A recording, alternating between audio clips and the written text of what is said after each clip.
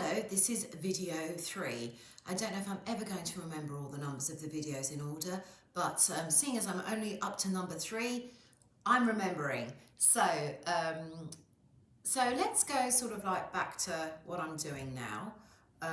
So at the moment I am in New York. I'm actually in New Jersey. I'm looking for a house in New Jersey. I don't want to live in the city, like I wouldn't want to live in the West End of London, because number one, I have 3 dogs. I love dogs, and I have 3. So I need a garden for my dogs. So I'm trying to find a place here that's sort of equivalent to Broxbourne or Epping, I guess. Sort of. So Broxbourne in Hertfordshire, Epping in Essex. Though I suppose probably I went more the Hertford, Essex route for quite a while. I liked Broxbourne. I like the town of Hertford. So I'm talking about little towns in the United Kingdom that I lived sort of last. And I'll tell you now why I decided to leave the United Kingdom and come to the United States. So I used to hate going on tour when I was younger, living out the case, going from one place to the other. But then when I found it stopped, I couldn't sit still. I was itchy feet. I've moved very often in my life. And how people can stay in the same house, in the same place, in the same area for 10 years, 15 years, 20 years. Now, this is where I'm saying I might say something that I can't do and I couldn't accept for myself. But if it's what floats your boat and it's what good's for you, great. You're happy with it, rock on. But for me, I just think it's so boring to live in the same house, in the same place, in the same area, in the same country forever and a day. And I just could not do it. And I can't do it, and I can't. So basically, I immigrated from the United Kingdom when I got my green card when I was 46. And I wish there was more life, because I wish that the average human lived to be about 120, 130, because I reckon I could have done with another 10 years of being 25 to 35, done that twice, because 46, I already feel I'm getting a bit old to be immigrating, to have the full opportunities, especially as a performer and as a female performer. Because, as I said, once you're over 35 in my industry, especially musical theatre, you get cast as the old grandmas.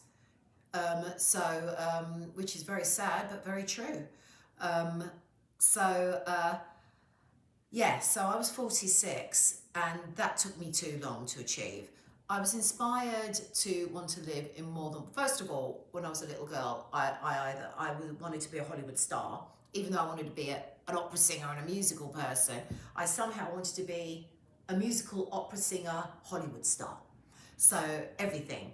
So I always thought or knew or aimed to live in either America or Australia. I wanted to go to.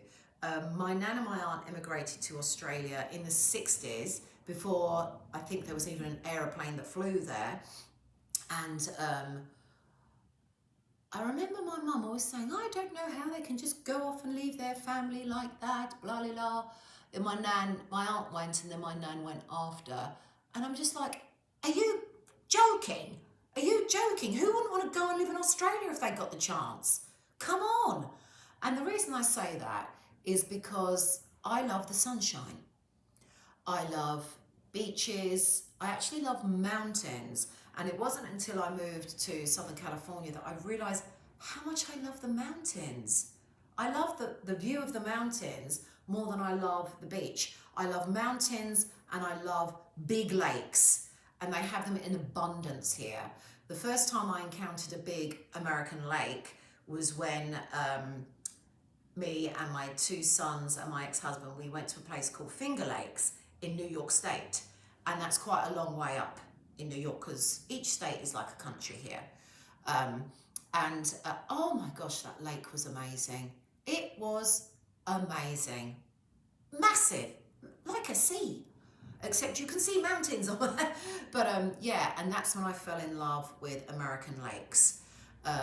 Every year I try to have a lake holiday that's kind of drivable. So we've done Lake Mead, which is in Las Vegas.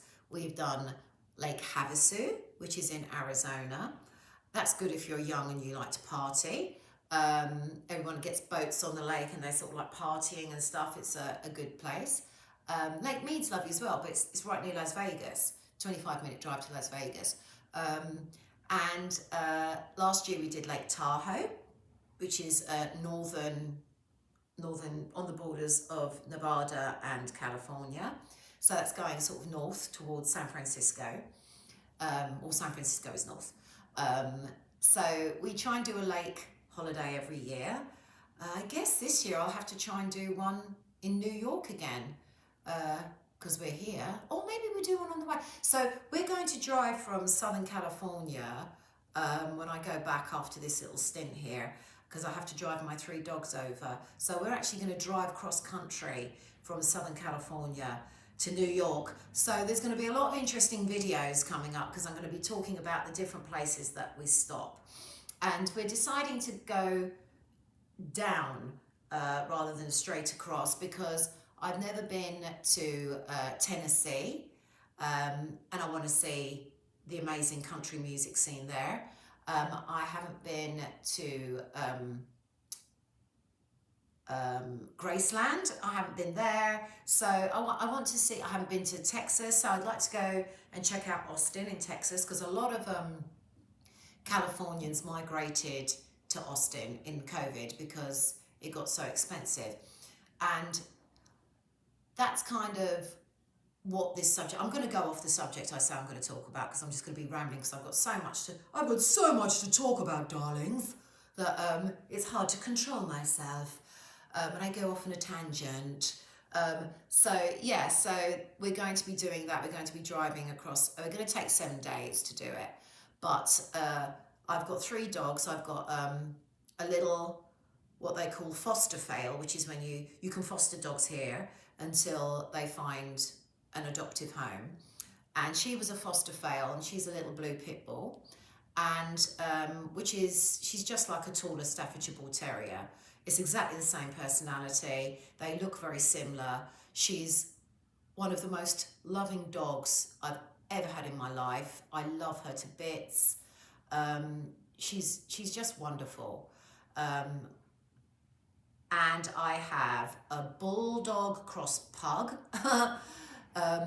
Who wasn't supposed to be a bulldog cross pug. He was supposed to be an old English bulldog, but the breeder obviously conned me because he's definitely half pug. And then my latest dog is a boxer cross American bulldog. So I really missed having boxers. I was brought up with boxers and I love their lovely personalities, and they do have wonderful childlike personalities. But I wanted something bigger, so that's why I got the combination of a Biloxer, they're called Biloxer, boxer cross American bulldog. And he's really, really lovely. So I'm missing them at the moment, as well as my sons, obviously. But I do miss my doggies because my sons know where I am, but my doggies must be thinking, where is she? Where is mommy? I don't know where she is. So I am missing them. But to ship my dogs across country, the quote I got, get ready for this, was $5,000 if you want just the basic travel across. Now, bearing in mind that my dogs are banned from flying. So in this country, if you have a little dog, you can get it made into a service dog, where they say, oh, I have to have my service dog, I'm a very nervous person, and my dog, it calms me down. So you can get a license saying that your dog's a service dog. But for a dog that weighs 90 pounds, it's a bit difficult to put that under the seat of your aeroplane. Plus, all my dogs are bull breeds, and they're all banned breeds from flying. It's a bit, what would you call, breedist? But yes, they're not allowed to fly. So it's going to have to be driving my dogs across. So the price I got for a company to drive my dogs across, because there's 3 of them, was $5,000, or if you want the royalty service, it's $8,500. And I was like, well, is there any chance that I can fit in their crates or their cages, or can you take me as well for that money? Yeah, that was out of the question. So it's costing $4,100 to ship my contents. So that's to ship a 3-bedroom house. So the pet, they always charge it up when you're traveling with your animals. It costs £2,500 to fly my French bulldog from England to California. So that's one of the worst things when you're immigrating with pets. They charge you up to bring your pets.